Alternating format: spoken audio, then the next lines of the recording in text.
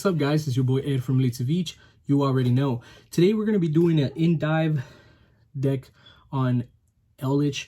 I'm super excited. I really like Eldlich. It's, I think, probably my favorite trap deck, and I actually don't really like trap decks like that.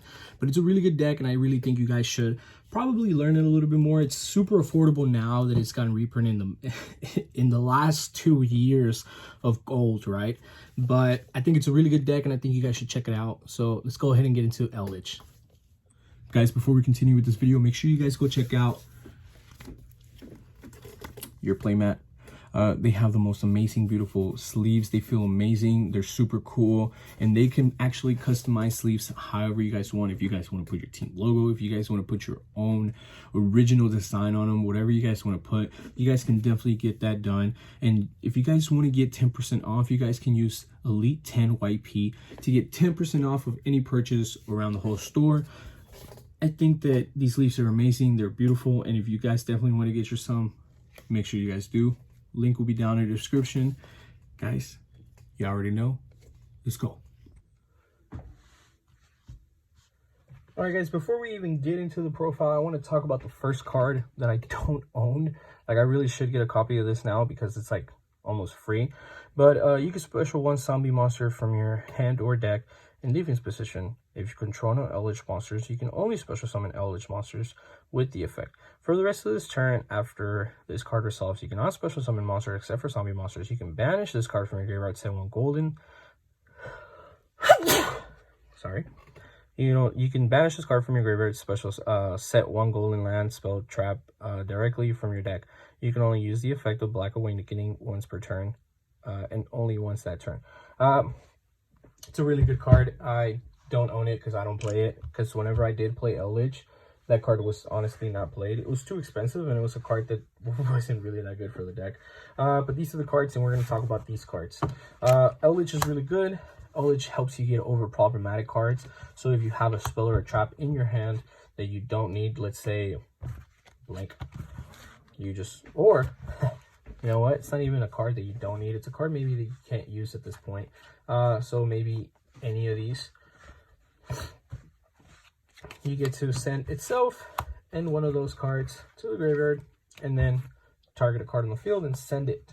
So it doesn't destroy it, it'll just send it to the graveyard. It's really good. It's really busted. Let's say you have a spell card or a trap card set on the field. You get to activate Eldlich's effect in the graveyard, send that card as cost, and then add this card to your hand, and then special summon one zombie from your hand. So you would add this, special that, and now you have an Eldlich on the field. Eldlich would be gained 1,000 attack, 1,000 defense, so it would be really busted. It also wouldn't be affected or cannot be destroyed by card effects, if I'm actually being frank honest. Not that it wouldn't be affected, but it just can't be destroyed by card effects. So Eldlich becomes really powerful with 3,500 or 38 defense. Beefy boy, right? It's a stall deck, so it will stall as much as possible. We're going to continue with the next spells. Elixir of White Awakening. So same thing as the other one, but this one specials from graveyard or hand. And it would also lock you out to just zombies. And it's a quick play though. So that means that if your opponent destroys your Eldlich or whatever, sends it to the graveyard for whatever reason happens, you get to then activate this when they declare an attack, special summon your Eldlich. Yay. And it comes in really clutch most of the time. I used to actually play the 3 Eldlich and then the 1 white. This was really the 2 or 3 white sometimes. It was just be really busted. So these are the ratios so far: 1, 3, and 3. Now it'll only be like a 1-off. Continuing, you have the pay 8 to feel great, as my boy Rolo would say. You pay 800 life points. You get to add any golden land cards from your deck to your hand, which are actually going to be these targets. So you pay 8, you add any of these, or you get to add this bad boy right here. Once this card is sent from the field to the graveyard, so let's say Eldlich will activate the effect to send this as cost. It would then add itself to the hand, special summon itself. Then this would activate, and then this would send you a golden land, spell or trap from your deck to your grave. So yeah, these again, one of those. Really nice, really busted so far. You definitely would want to play 3, 1, 2, 1 or 2 now, and 3 of that. So 3, 1, and 2, 3. So far, let's go ahead and continue. For the next cards, the most busted card, this card, you get to set it, and then you get to activate it on your opponent's turn, and then you get to special summon a Eldlich. When this card is in your graveyard at any time, your opponent's turn, your turn, end phase, your end phase, whatever, it's banish this card from the grave to the banish pile, and then you get to set one of these 3. Really nice. It plays really well. I actually really like it. And then this is the only one that is golden, that is not golden land, because all of these are golden land. These are elixirs. So this is an elixir, and that's an elixir. And then the other spell card is also an elixir. This is not an elixir. Okay, cool. So you would play 3 of this in the deck. It's really, really good. Continuing, this, if you control an Eldlich already on the field, this gets to activate its effect, and then it basically DD Crows a card from your opponent's graveyard. This one, if you control an Eldlich, you get to activate its effect, special summon it, and these become monsters. You can go in attack or in defense, but this one will pop a card on the field. Spell, trap, whatever, monster.